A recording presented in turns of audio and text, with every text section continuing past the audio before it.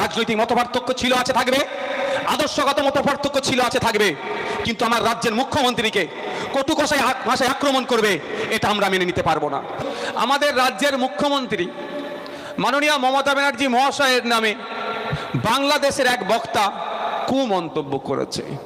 আমার সাথে মমতা ব্যানার্জির রাজনৈতিক মতপার্থক্য আছে, থাকবে। কারণ মমতা ব্যানার্জি চোরগুলোকে প্রশ্রয় দিয়েছে, আর আমরা চোর মুক্ত সমাজ ব্যবস্থা চাইছি। ফলে দুজনের আদর্শ এক হতে পারে না, দুজনের মত এক জায়গায় হবে না, সবসময় মতাদর্শগত সংঘাত লেগেই থাকবে।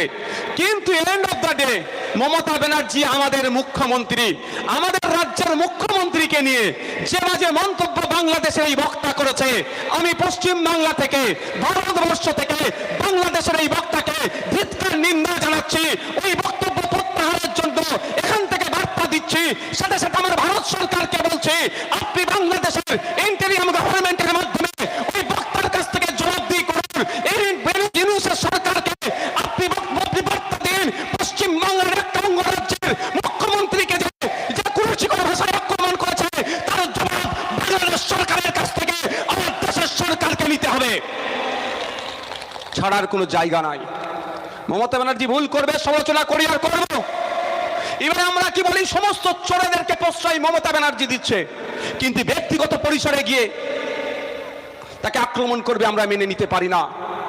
আমার দেশের সরকারের কাছে আমি অনুরোধ করব যে ইমিডিয়েট ইউনূস সরকারের কাছে আপনি এর জবাব তলব করেন। রাজনৈতিক মতপার্থক্য ছিল, আছে, থাকবে। আদর্শগত মতপার্থক্য ছিল, আছে, থাকবে। কিন্তু আমার রাজ্যের মুখ্যমন্ত্রীকে কটু ভাষায় আক্রমণ করবে, এটা আমরা মেনে নিতে পারবো না। কারণ সাংবিধানিক পদে তিনি বসে আছেন, তার হাতে সার্টিফিকেট আছে, তাকে আপনাকে আমাকে সম্মান দিতে হবে।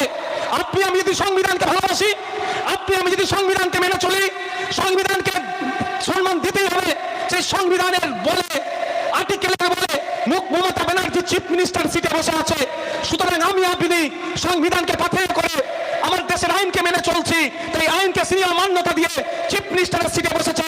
সেই চিফ মিনিস্টারকে যদি অকথ্য ভাষায় আক্রমণ করা মানে সংবিধানের ওই পত্রকে আক্রমণ করলো, ও চেয়ারটাকে আক্রমণ করলো, আমার সংবিধানকে আক্রমণ করলে আমরা চুপ থাকতে পারবো না। তাই ভারত সরকারের কাজ হবে ইমিডিয়েট জবাব তলব করা।